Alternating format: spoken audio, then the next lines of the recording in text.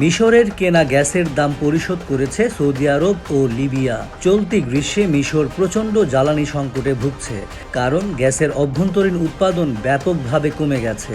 কিন্তু আর্থিক সংকটে থাকা দেশটি গ্যাস আমদানির জন্য প্রয়োজনীয় অর্থ খরচ করতে পারছে না। সৌদি আরব ও লিবিয়া এই দফায় মিশরের গ্যাস কেনার জন্য ২০ কোটি ডলার দিয়েছে। আগামী অক্টোবর পর্যন্ত চলতি গ্রীষ্মে মিশরের ২০০ কোটি ডলার মূল্যের গ্যাস প্রয়োজন। কিন্তু বৈদেশিক মুদ্রার সংকটের কারণে তরলীকৃত গ্যাস আমদানি দেশটির জন্য কঠিন হয়ে দাঁড়িয়েছে। চলতি বছর সব মিলিয়ে মিশর ৩২ কার্গো এলএনজি কিনেছে, যার মধ্যে ৩টির জন্য অর্থ দিয়েছে সৌদি আরব। বাজারের বর্তমান দর অনুযায়ী এর জন্য ১৫ কোটি ডলার খরচ হতে পারে। লিবিয়া গত জুলাইয়ে ১ কার্গো এলএনজি কিনেছে, যার জন্য খরচ হয়েছে ৫ কোটি ডলারের মতো। লিবিয়ান ন্যাশনাল অয়েল কর্পোরেশনে এই অর্থ দিয়েছে।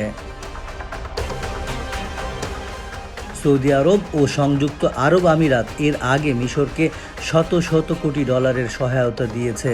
গ্যাসের চাহিদা ও সরবরাহের মধ্যে বিপুল পার্থক্যের কারণে মিশরে গত বছর লোডশেডিং করে বিদ্যুতের ব্যবস্থা চালু রাখে। জ্বালানি সংকটের কারণে মিশরের বাজেটেও বড় ধরনের চাপ পড়ছে, কারণ দেশটিকে জ্বালানি খাতে ভর্তুকি দিতে হয়।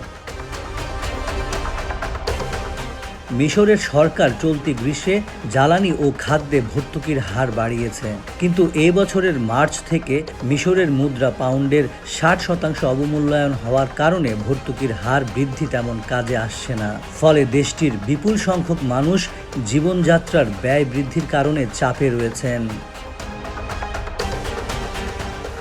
গত মে মাসে মিশরের বিদেশি ঋণের পরিমাণ দাঁড়িয়েছে ১৫৪ বিলিয়ন বা ১৫,৪০০ কোটি ডলারে। এর আগে ২০২৩ সালের শেষে বিদেশি ঋণের পরিমাণ ছিল ১৬৮ বিলিয়ন বা ১৬,৮০০ কোটি ডলার। মিশরে গ্যাসের স্থানীয় উৎপাদন ২০২১ সালে সর্বোচ্চ পর্যায়ে উঠেছিল, কিন্তু মে মাসে গ্যাসের উৎপাদন ২৫% কমে যায়, যা ছিল গত ৬ বছরের মধ্যে সবচাইতে কম।